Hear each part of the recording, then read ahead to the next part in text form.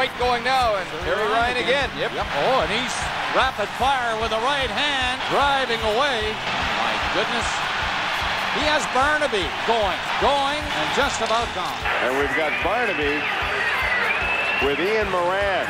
Barnaby known for being able to throw him. Ian Moran, not a fighter by trade, but hanging right in there with Barnaby. I'm going down swinging.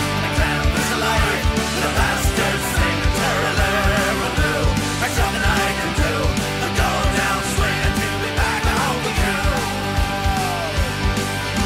And welcome to the second installment of Murphy's Hockey Law. As always, we come in for the Peelers going down swinging. I feel like there's a lot of that talk in the last 24 hours. We're coming off the Conor McGregor Floyd Mayweather fight, and I thought, I know it's not hockey related, but I'll get you guys' take on it. It was, probably one of the biggest fights in the history of boxing and MMA, and McGregor loses in a TKO in the 10th round. Guys, I was one of those suckers that decided to bet on Conor McGregor simply because he's Irish, and simply because I can't bet on a wife-beating scumbag like Floyd Mayweather. And I did the 100 to win 800 I got early odds. So I said it's worth it, but I lost. So there you go. You guys take a little action on the fight, or did you watch it? I definitely watched it. I'll go with you, Ian. You start. No, I watched it. I went to a buddy's house. He's got a big high-def projection TV. We had a great time. There's about 20 of us around. Watched some of the early fights all the way through. Honestly, we had a blast. And then my win was a prop bet that McGregor would last more than 8. So you won? Actually, I won. Yep. What was the odds on that? Must have been pretty good, eh? Nice. Yeah.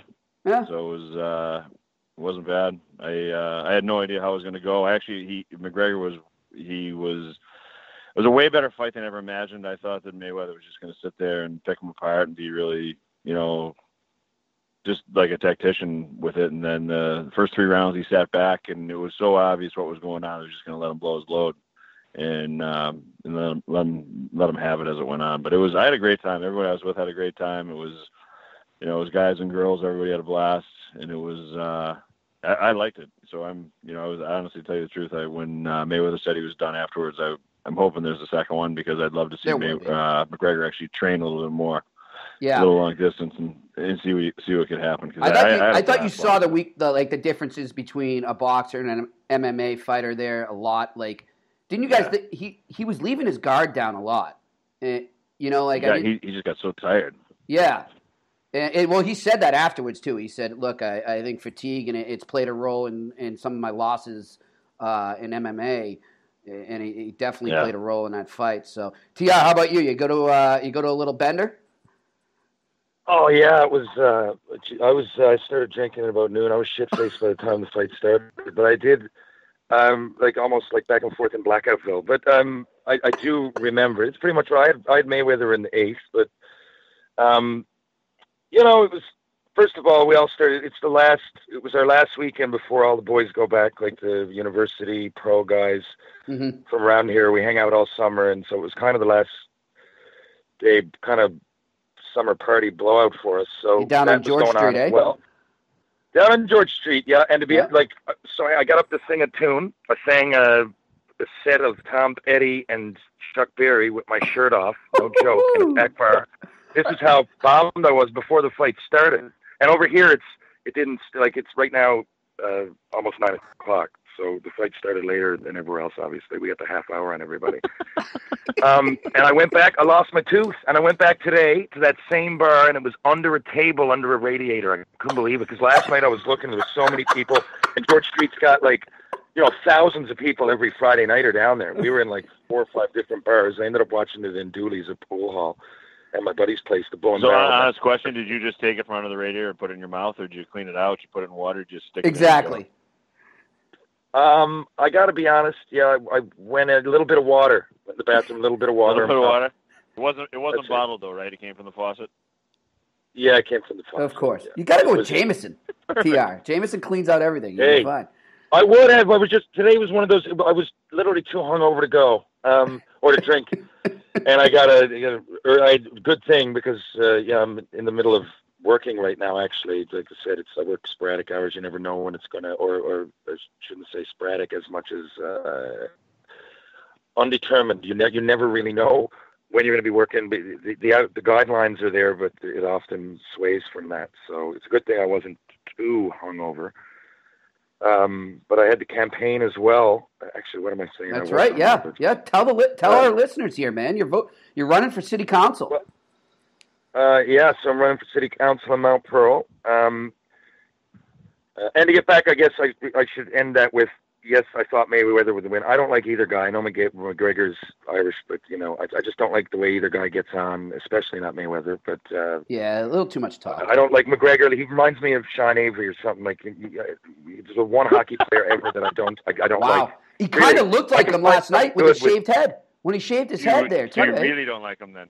You hate him. I don't like that cocky athlete. I know it's really hard to get away from in boxing, and without getting into it, I know some of it's a show, but I know he had humble beginnings and everything. I just don't like the guy.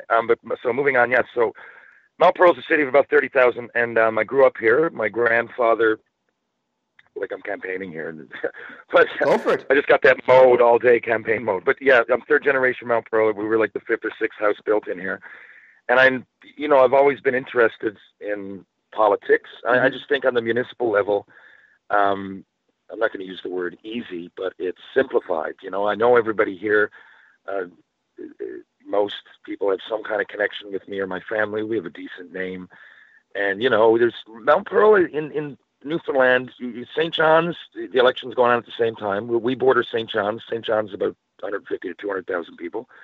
But there's a lot of cutthroat kind of stuff going on, and it's almost a lot of negative politics. Not almost, it is. And we don't really have that. Mount Pearl's a well-oiled machine. People are pretty happy. We have better snow removal and garbage pickup, all that stuff. It's easier to maintain, obviously. But Mount Pearl's got a grid, lots of paths. It's a family. It's a family atmosphere, like Kamloops, BC. It reminds me of. So really, all I would, I'm not going to be in there splitting the atom, trying to think about how to change. Is that part of St. John's, Mount Pearl, or is it like a suburb? It would be considered part of. Yeah, it's a suburb. You wouldn't be able to tell looking which is which. So I'm trying to years ago, St. John's wanted to amalgamate with us, and we said no. So they kind of built all around. That was a hell of a use of amalgamate, just so you know. I love it. I was searching that. That's what popped into my head. You are a politician. That was fantastic. Well, there you go, man. I'm getting there. I only decided this, guys, 3 days ago. I was driving down the road. Now, I've been talking about it, and I thought I might. But I had that on my mind. Like, people, you got to buy, like, thousands of dollars worth of signs. I don't mind the walking around and campaigning. I don't mind that. But there's a lot of, like, money that goes into it, and, for more reasons than one. We're doing all right, but there's all kinds of things. My 18-year-old just left to go play hockey, and we're getting up on the school year, and I said, I don't know if I got like 10 grand to drop. People are buying like 500 and 600 signs. I mean, you got to raise the funds, Terry. You got to raise the funds. I'm going to. I went out and got $600 worth, but I was driving by the sign place, and I was curious, and I went in, and buddy, Chris Dixon, his name, he actually took a picture on the spot, and he said, I don't think you need a suit and tie. You're not that guy. And I said, man, you know your way around. He's a print shop guy, but he seemed to know his stuff. And then he said, why don't we do the signs in Habs colors? I said, you know exactly what's going on. You should be my campaign manager. So I went in. I didn't meet this guy ever till that point. And then anyway, so Chris Dixon is now helping me out, arguably my campaign manager, for the lack of a better word. And I popped some signs up today, dropped it on Facebook. I can use that to my advantage. Beautiful. A lot of people say, distance yourself from hockey, but I completely disagree. Well, you got this podcast as well, my friend, as a platform as well. We'll definitely help you out. Totally. Which, by the way, people around here love. Great. It's good to hear. They love it, Jimmy. They love it. Yeah, same here, man. Got a lot of good response in this neck of the woods and around the country, too. So I'm getting a lot of feedback. In Newfoundland in particular, though, again, we're a lot like Boston when it comes, like real Irish Newfoundland. Yeah. And right there, the music, right down to the Peelers and Great Big Sea. Yeah, it fits us nice. Right? Like those are the bands here. Our bands go over to Ireland and do well. Like it's really Irish. And the accents, I don't have a Newfoundland accent really. If you were to come here and talk to some people, and I encourage anybody out there that's not sure, go online and just Google it. And you'll hear people, and you wouldn't know, but they're from Ireland, a lot of them. Yeah. And so they love, and not, but I think it's your style that you remind people of a Newfoundlander. And there's lots of Penguins fans here because Sidney Crosby, his junior line mate, he's a Maritimer. Mark Tobin. Yep. Maritimer, yes, and he lives in Mount Pearl now, where I do. And Mark played with Sidney, ended up getting drafted in the second round to Tampa. It didn't work out for him in the NHL, but people here really. Sid flies him up still to cup parties. I posted some stuff on Instagram a couple weeks ago. Sid came over here to his wedding. So, like, people see that, and Newfoundlanders are genuine people. And if they see that's going on, then they'll have a friend for life. People here love Sidney Crosby. And his uncle, by the way, to finish my rant about this, is Robbie Forbes. And Robbie Forbes is one of the best senior hockey players that ever came over here, and he had a pro career as well.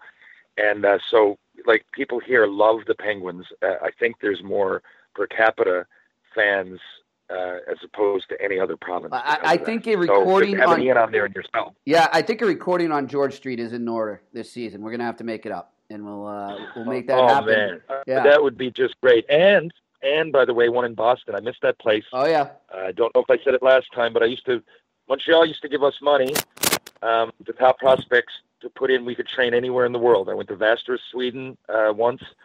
I went to Brainerd, Minnesota a couple times, but I always made sure to go to Paul Vincent's camp in Cape Cod because I love the area. He's from my hometown, Arlington, Mass, man. There you go. Wow. And TR, another thing too, we have been invited by McLean's Pub in Montreal and Hurley's Pub. I'm sure you're familiar with both. They both want us to meet halfway there, so to speak. So Ian and I will make a little trek up. You make the trek down, and we'll get her going. Sounds like a plan. Listen, you brought up university stuff, guys. You brought up the kids going away to university right now, and that's one of the topics I wanted to bring up this week. I know we had said the last one when I gave you that little homework assignment talking about second-year contracts for these young kids and how the money's become astronomical. We'll get I didn't do my homework. I'm sorry. That's okay. But what we can get to right now is something a little similar. This past week, Brandon Dubinsky, you guys are familiar with him. He played with the Rangers and the Blue Jackets. And you guys know the whole deal now where if these kids stay in college and play out their senior year, they can become free agents and then go to their, pick their spot. We've seen it right now with Will Butcher, the Hobey Baker Award out of University of Denver. We saw it last year with the Hobey Baker winner, Jimmy Vesey. He eventually picked the Rangers. So Brandon Dubinsky on Twitter a couple days back, about 3 days to be exact from when we were recording this, he tweets, "The college free agency situation in the NHL needs to be figured out. It's a joke, especially to the guys that play major junior. I bet the teams that make the draft pick would agree with me as well." Now, I think he has a great point. His main beef, and he clarified this later. He said he followed up with it's kind of bizarre. He's siding with management, though. Yeah, but he clarified it later. He should be happy. He said a later tweet later in the day. He said, "Let me clarify. I want players to have all options they can when they sign a contract. But why can't major juniors have the same treatment? Why is it just NCAA players?" I think he has a point there. But my bigger point, and I tweeted back to him, and he didn't reply, but I'm sure he wasn't happy with it. I said, well, Brandon, you got a point, but I mean, if that's the case, why don't you and your fellow players and fellow comrades in NHLPA speak up when it comes down to these meetings?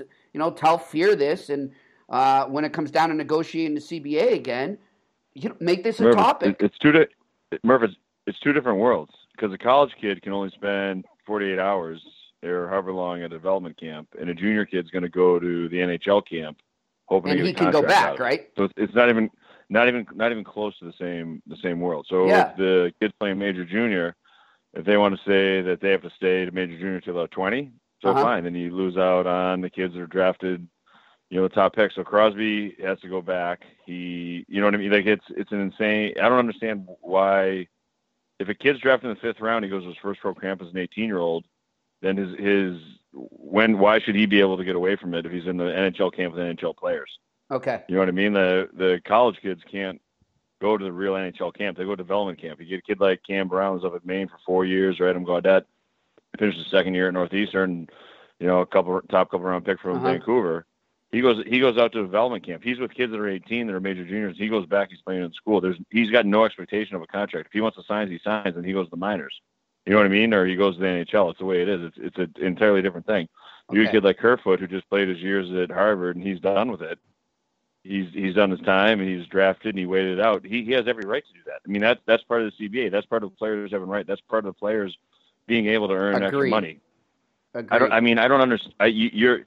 Dubinsky's what? Is he 30 years old, 29 years old? It's like salty dog. It's the way it goes. I went through a lockout and missed a whole year's salary. I didn't bitch him on once because I knew it was better for the kids coming after me. Thank you. You know what I mean? Like, deal with it. You sign up, you play, you deal with it. That's the way it goes. You're trying to make it better for the next kids coming through. I mean, we had an unbelievable life when I played, and the kids now have a better life. I do not ever feel bitter toward those kids one second ever, because I think it's the things the guys that I played with, Peter Taglinetti or Greg Hoggood, that they sacrificed stuff for me to play, and I had a better run than they did. So I don't understand why anyone would bitch and moan if they're really for the players. I agree totally. I think it's apples and oranges. No, I just think it's apples and oranges, and I don't, and especially I kind of like Brandon as a player, but I don't, taking something like that to Twitter, I don't know, to me it sends an odd message. Not necessarily the wrong message, but an odd message, because you're kind of siding with management, and I mean, it's opportunity. As far as players getting involved, Ian would definitely know more than I do about that. But, when I was in Montreal, I thought players were, like, I couldn't believe how involved guys were behind the scenes, like guys like Mark Recchi and Vinny Damphus, guys like that they were always on top of things. And I don't know, because I didn't play on any other team. It's not that way anymore, though, TR. That's the problem. And I know this for a fact. I don't know what to compare it to. I was blown away when I got there. Yeah. And like I said, even though I didn't play a lot of games, I was there for the most part for 3 years. When I was 19, I spent the full year there. I only played 4 games. And then every summer I'd be up there, and like right down to like Rex calling me, like, did you get your NHLPA bag? Yeah. He's great for that stuff, like man. that. But here's the deal, guys. He was great. Why go, like you said, Terry, don't go to Twitter. When there's a next meeting there, actually show up or call in like you're supposed to. Like, I know for a fact a lot of these guys don't do it, because I have players, their fellow players tell me, it ticks me off that some of these guys can go bitch publicly, and then when it comes down to voicing their opinion, on a phone-in conference call, they don't even call in, or they don't even show up for the meetings. And, if you're going to call some players up, then do it to our face. Don't go to Twitter. And I just think that there's a divisive thing going on right now with the Players Association. It needs to be corrected. I don't know how it operates now, but I know that I was a rep for 10 years, and I would imagine if the rep has a personality that he can get guys to come together and just talk, whether they go to a bar and have beers and bullshit about it, whether they go after the rink, after practice, whatever, sit in the locker room and talk about it. But there has to be, the guy who's the rep has to be able to get the guys, everyone on the team together, old and young, to come and talk. The older guys are going to have a different view, young guys are going to have a different view, and you're trying to get the middle view to find out where everybody feels and what they're thinking and what they're doing. I don't think you just go out social media and say, hey, blah, blah, blah, blah. Exactly. And there's a different way to do it. Like, if you're going to be the guy, if I have no idea, is Dubinsky a rep or he's not, I have no clue. But if you're the guy that's going to say that, you better be calling the NHLPA, and you better be involved, and you better have an opinion on what's going on, because otherwise that's total BS. Yeah. So, I mean, you got young kids that are coming out of junior that could be 18, they could be studs, whatever. You get kids that are coming out of college. You could get, like Kerfoot's coming out of Harvard. He's going to have, a whole different viewpoint as a rookie that's 23 or 24 coming out of an 18-year-old. And then you got guys that have played for 8 years, a role guy. You got guys that are studs. You got goal scorers. You got all the role players. And you're trying to find the middle pot that's best for all of them. And there's no reason that you should all of a sudden start blasting or making comments out loud on Twitter when you don't really know what the hell's going on. Exactly. That's a great point. Yeah, I'm with you guys. It's interesting. I mean, I remember during the that whole incident when they ousted Paul Kelly, and I don't want to get into it. We don't have enough time. I was part of all that. Yeah, well, I mean, it was interesting because I was tied into a lot of behind-the-scenes stuff going on there, and I had players coming to me asking me what was going on, and that shocked me. And that really stunned me. I'm like, I didn't say it, I just thought it in my head, but I'm like, shouldn't I be asking you about it rather than you ask me? And they're like, and they're like, I see you, you've wrote some stories and you're pretty tied in. Can you let me know what's going on here? Because I really don't understand. They shouldn't be coming to a reporter doing that. They should be going to their player rep or, somebody within a PA to get filled in. And since that moment, I'm like, wow, they're really lost, man. Like, and maybe that's why they're missing out. And if they don't realize that, Murph, while they're talking to you, then there's a real problem. It means that you must never inquire, ever. If you don't know the difference, if you don't know that sounds like a weird question for you who's in the union to be asking a reporter, then, that's crazy. You have to rethink that is crazy. Thank you. And that's my point here. And that's what that reeked of with that tweets by Dubinsky. And I'm glad you guys agree. And, the bigger picture too, I mean, I'll even link it back to the whole dilemma on whether they should go to the Olympics in 2018. I mean, they're not going, but a lot of players were ticked off about that. And I'm thinking in the back of my head, well, maybe you should have spoke up about it more. Maybe you should have had Donald Fear push more for that. That decision should have been made 2 years ago. Yeah, going or not. That's your fault. Without a doubt. You didn't push for it in the CBA, and that's your fault. I'm sorry. Yeah. And I'm not siding with the owners. I'm against the owners. I think they should be going. But at the same time, like, you got nobody to blame but yourselves. I'm sorry. If you talk to the players, they would tell you right now that they would rather play for their country in the Olympics and have a 15-day break, whatever the hell it is. The guy's not playing or not chosen to play, whatever. They would rather play in the Olympics and have the country represented than not. Yeah. No doubt about it. And it grows the game. It is such a competitive thing. You can beat your buddy. You can win a gold. You can knock them out. Whatever. It is such a competitive thing. Yeah. I mean, I can only tell you if we're teammates and you're picked to play for Canada in the Olympics and I'm playing for the U.S., I'm going and I want to beat you so badly and I want to go back and I want to make you buy all my beers for the rest of the year. Literally, before the game. We smiling, laughing, whatever, everything's good. And then beforehand, we would a handshake. The rest of the year, buy all my beers. The rest of the year, you got 12 months of my beers. What do you think? Game on. Let's go. Bang. And then that's part of what makes the NHL great.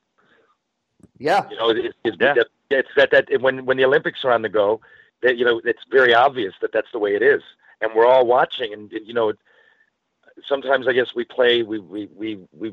We have a close connection to the game, so that's one of the things I often take for granted. I walk into someone's house that maybe doesn't know much about hockey, and they'll go, "Man, they're going at each other," but they both play on the Minnesota Wild. I'll be like, "Yeah, that's the way it goes, man." And it's I love that we're a sport that can be so physical, and you can turn it on and off because you're all buddies, but you really go out there and you do a job and you act like a professional. And this is another level because you're playing for your country. And I do have experience with that, at least back in the day, but in junior and under 18s and stuff. And even now, I play for Team Canada, actually, ball hockey. You're very active in that, Terry. I know you guys have done really well too. I really enjoy it. Yeah, I got a couple of world championships overseas. 3 actually, and 1 was in Pittsburgh. But I can't explain to you. Even though it's ball hockey, and I don't want to say just ball hockey because it's a great sport. Your competitiveness takes over. Yes. Yeah, it does, and man. And when you're watching NHLers do that there, and you're a fan, I think it speaks a lot for the league. So that, the league is also missing out here with those guys. But I agree with you. I find it like people are talking about it now, and I'm going, what? Like this should have been dealt with. I don't know how it wasn't dealt with. Yeah. It's everything that we're saying about the positivity of it. We all know, everybody knows, and they really missed the boat. Yeah, I'm with you guys. It's crazy. Because you could ask any guy, and they would go in a second to play. Yeah, but that's unfortunate. It's such an honor. What are they going to do? By the way, they're not going. I'm from Canada, so what are they like? Who's going? I U.S. think has college coaches and college kids or guys that are playing in Europe and you get released from contracts. Yeah. You can't even be on a 2-way with the AHL right now and go. It's insane. So you're not only talking, we're not having NHLers go. God love the people who go, whoever they are, but we're going down like 9 levels. Yes. Yeah. So not only is that bad for, each country that wants to win, but for the Olympics in general. How many other sports are going to be over there with senior hockey players?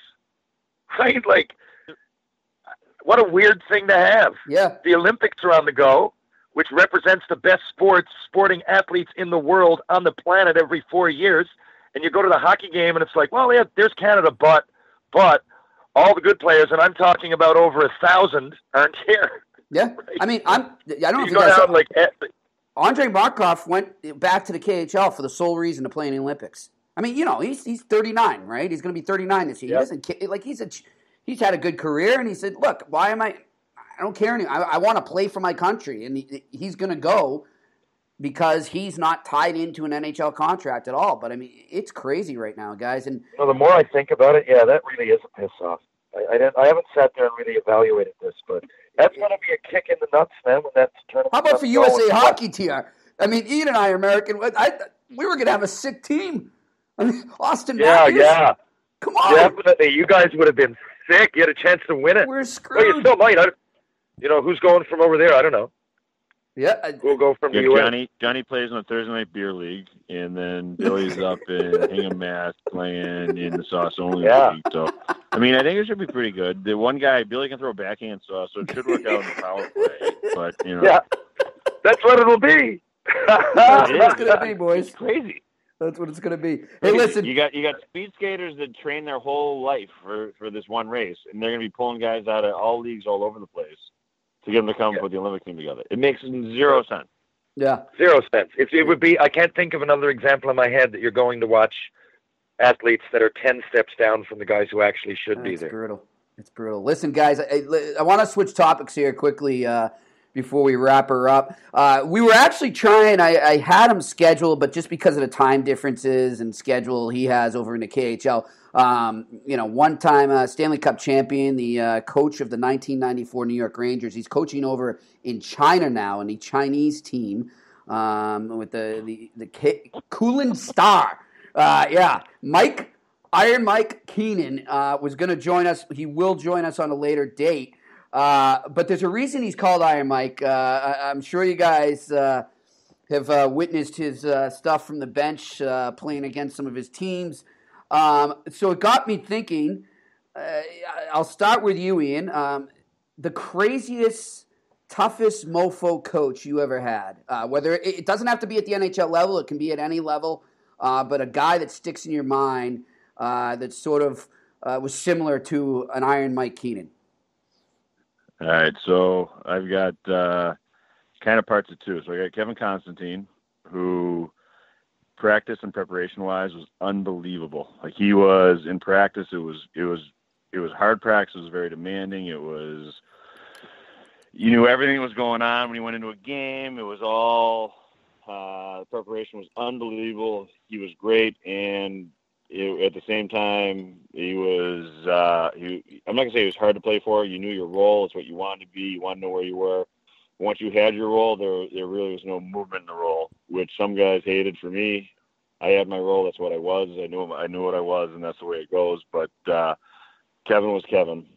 My most hardest coach for me to play for was Herbie Brooks, which, being an American, the whole reason why I played was because of Miracle on Ice was kind of weird. So you played for Herbie Brooks? Murph, you probably played for Herbie in Pittsburgh. Wow. And it was Kevin got canned, Herbie took over, and I think, I've had hair issues since I was a kid. I had a great mullet. I've had all sorts of lines in my hair. I had all sorts of stuff. So about a day before Herbie took over, I bleached my hair white. Like, it was dead white. There was nothing else. And I had been playing about 20 plus minutes a night, playing D. I had playing against the other team's top line, whatever. So my hair is white. Herbie took over, and for whatever reason, Herbie decided that I was going to be his boy, and he was going to not let me play until I dyed my hair back.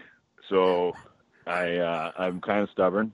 So Herbie told me a number of times that I wasn't going to play. I wasn't going to get back on the ice. He's healthy scratching me, and he's not going to let me play till that I dye my hair back. And I'm like, Herbie, my wife doesn't care. There's no way in hell I'm dyeing it. We'd go back and forth. So this goes on for about 3 weeks, and we go into Philly. It's a noon game, and I come off the ice, and Ricky, who's the assistant coach, Cheek says that Herbie wants to see me.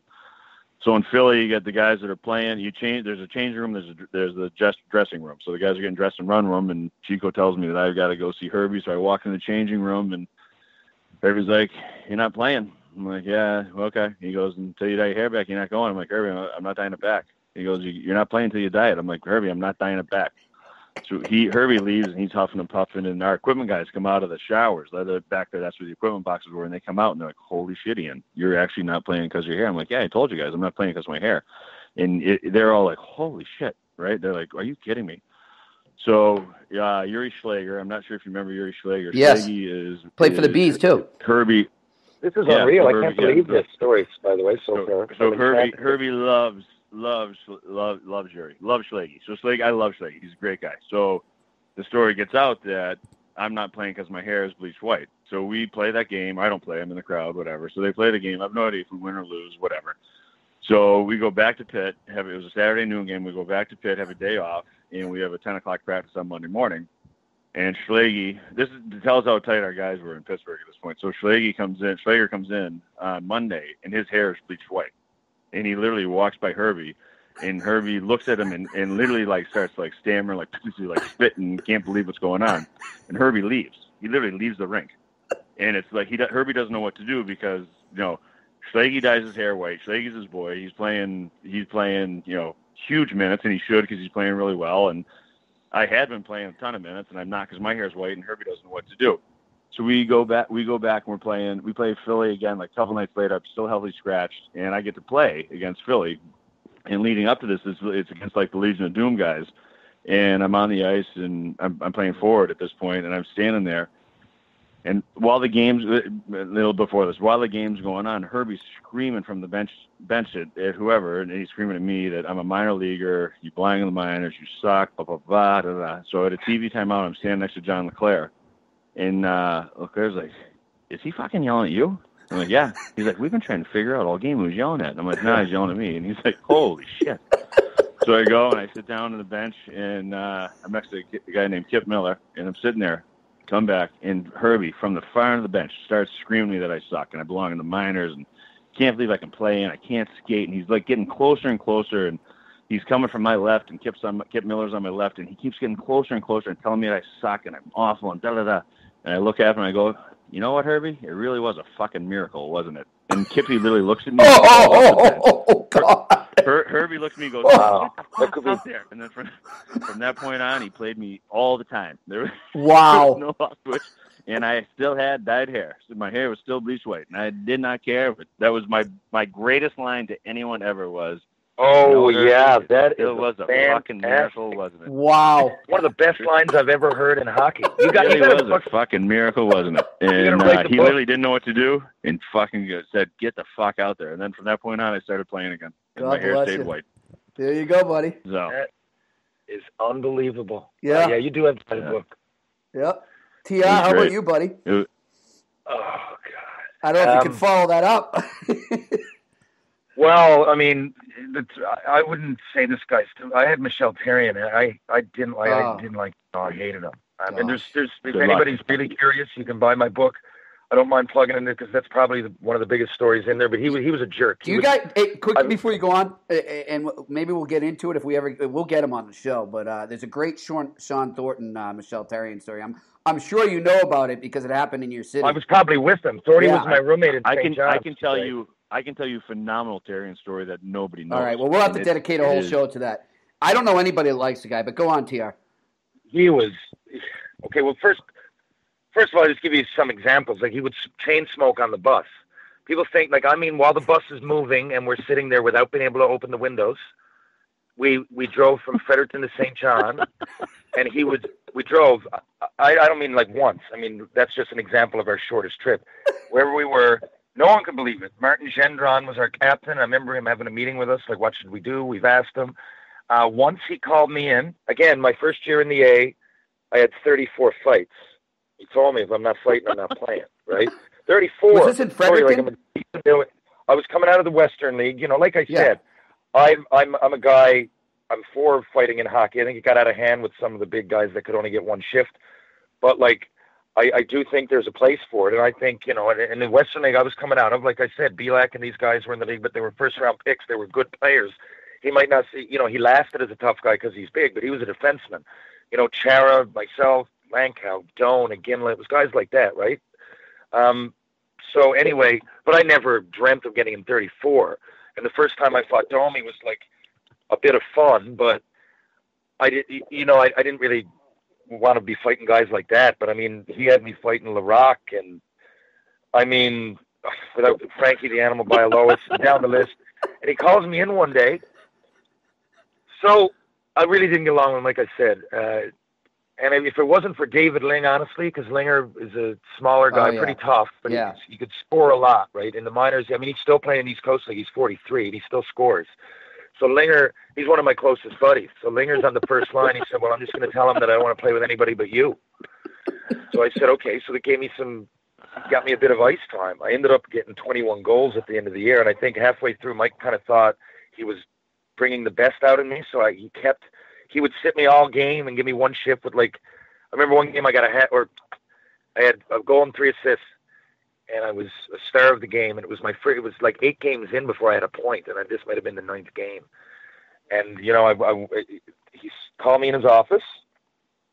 He said, yeah, you feel good? Yeah. I said, yeah, man. He said, you're playing well, and he really, really built me up.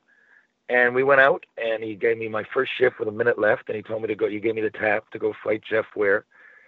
And I remember this distinctly. Yeah, I came off after. Now, this is true. This is true. The meeting the next day, he called me in meeting before practice, okay? I walk in. Now, I haven't talked to him yet since this happened. It was bizarre. And I'm their first-round pick, so you'd figure that they wouldn't want this kind of tension going on. He would try to make these. I mean, he's the alpha dog, right? So anyway, he calls me in. He's sitting there. He's got a Pepsi or whatever on the desk, soda, and I sit down. He sits me about 15 feet away from his desk. Okay, he lights up a cigarette. He smokes it, and he's looking me in the eye the whole time. And then I figured he's waiting for me to talk, and I said, you know what? I'm not going to fucking talk. So we sat there and we stared at him while he consumed we stared at each other while he consumed his cigarette. And then he put it out and said, get the fuck out of my office. Now, nothing had happened. I had a goal and 3 assists. I was a star. He played me one shift to go fight Ware, which I did. And then he called in and did that. Now, that is the mind of Michel Therrien. A lot of people, and I know, Ian, whatever your stories are, there would be, I could tell a bunch, but they'll probably come back to him being a jerk like that. Now, a few years ago, guys, when my book came out, this was in there. He got re-signed. People think that I put some stories in there. That's the tip of the iceberg. I mean, he nearly had me quit hockey. I didn't like the guy. You're like the 5th person to tell me that, TR. Yeah, I mean it. And I know I won't sell him out by telling you some specific stuff that some really reputable guys have told me. But this happened, and I had it in my book. Right, and then so my book started selling like hotcakes. But the thing is that even a saying, selling like hotcakes? That doesn't make any sense. Oh, yeah. Anyway, I know, it is a saying. You're a politician, though. Keep it going. You're a politician. Yeah, exactly. But, you know, he was, after I wrote it and it was going to be published, he got rehired to be the Canadiens coach. So it was kind of a fluke how that happened so he ended up helping me in the end. But, and I don't know, but, you know, I don't know if he grew. I don't think, because for years I would say that shit, and you know, it was a lot of timing. I mean, I ended up going to Dallas, and I tore all the ligaments in my ankle. It's really why the downfall started happening. It wasn't really. I finally got out of there, but the timing of it kind of seemed that way. But so I didn't quit hockey because of him. But I remember I was really bothered all year. He was the biggest jerk I'd ever met. And I've heard maybe he grew a little bit. I mean, you would think that he couldn't get on like that in the dressing room in the Montreal Canadiens. But, I mean, who knows? From what I saw, I was looking at a guy that there's no way he can coach in the NHL. There's no fucking way that this guy can go up there. I mean it. And things like just getting in people's heads and just wanting to be there and wanting to own you. He told me I was a punk. He said, I can send you down any day. He said, Scott King is in the minors, and so is J.F. Houle. And Dave King was Scott's father, and he was the assistant coach of the Habs. Yep. And J.F.'s father was Ray Jean, who was the GM. He said, I can send those guys down. I can fucking send you down. I was like, Mike, what are you talking about? I got 20 goals. he would call you in and like 250 minutes, like, and he would call you in and do that just if things were going well for you, if you were in a good mood. That's why, like, I do think PK Subban sometimes got on like on the ice like a little bit too much. I'd probably get annoyed myself, but that kind of thing he doesn't like. Like if you celebrated after a goal, or like Ian said, like I had a mohawk once and it was blue, and I know. Whatever. I just used to once. I did all kinds of things. With my hair, I like being my own individual. It keeps me sane. I've pierced my ear in the past. Whatever. I've done shit that maybe subconsciously trying to be rebellious. But I was always a great teammate. I always was in for curfew and everything. But he couldn't stand that. And when we would sometimes, I remember pulling into Worcester and I went to a concert. I believe it was Metallica. And anyway, I got back. I was back in time. We all had a few beers and everything, but he would really, like, that sort of thing bothered him, and there was no reason for that to bother him. And you can tell there's something going on in your psyche. And I wasn't trying to be bigger than the team. I'm my own guy, and I think all the the teammates you're say that. You're part of the team. Yeah, exactly. You're that same kind of guy, Ian, from what I've heard, and. I think those kind of things are essential on a team. I would bring the team together. My kind of leading was humor in the room. That was my kind of leading, and it got that line got very foggy with the show. Yeah, right. And guys need that shit. Yeah. You can't be as strong in play. Like you have to be able to relax. Like blue hair is great. I mean, I had mohawks, long mohawks, bleach white. I had black. I had mohawks with tails. I had lines, whatever. But in warm-ups, I never went out with my helmet off. I always wore a helmet when my hair was fucked up because I didn't want anyone to think I was trying to put myself out of the team. Exactly. You know what? This is how I did it. I was like that. I'd go out afterwards. My hair was all over the place. It was all sorts of colors, all sorts of stuff. In warm-ups, nobody ever knew because I didn't want to be like, oh, look at this fucking. You know what's wild, Ian? I swear to you, I was the same. Whenever I did, and I wore no bucket in warm-up a few times. Well, but lots of times. But it was when my hair was normal because I figured if I got that mohawk or something, then I'm gonna be in the spotlight. It's gonna take away from this game. I'm gonna be exactly like and we played pro hockey a long time. Mike Therrien didn't play very long, and I heard he was a wuss when he played. So like he couldn't identify with me anyway. And I always found that fucked up. Like we were playing in Philly one night, and he gave me captain. Like someone else was the captain. I came out, the captain was on my jersey, and he said, "Yeah, we need some defense against Frank Bialowas tonight." Okay, whatever. I fought Frank first shift. He's a killer. His nickname is the Animal. And by the way, I'm your first fucking round pick. You know what I mean? Like, Jesus, I had 50 goals in junior. Like, you should be protecting me, you fucking fool. But he gave me the tap. So whatever, I went and did it. And rather than embrace that I was willing to do that and I was a good teammate, like all the boys knew, he would get a hate on. And I think he would use that, because if he calls up the management, sometimes I got called into the office and the things that they thought, I'm like, Reggie, this didn't happen. But he would paint the picture. Well, Terry's got blue hair again. But who gives a shit? TR, that was the downfall recently when the last time he got fired from Montreal. They said, I forget who the player was, but he was like, he was a third liner.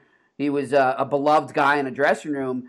And apparently Therrien just came in and decided to take it out on him because he was an easy target. Andrew Shaw, wasn't it? Yeah, there you go. Thank you. Again, but a lot of the guys that he has a problem with are guys like that. Shaw's a lot like I played. Yeah, and the players, it was Andrew Shaw, and the players went, not even at Shaw's request. He didn't even know they did it, but I'm told from the guys in the locker room that the players went right to Marc Bergevin and said, we've had enough. He has a goddamn nerve. When this guy gives his all, he's been injured, he's playing hurt, and he's giving his all out there, and he singles him out, and that's how he lost the room. So it happens. Listen, guys, we are tight on time, but I'd love to continue more stories.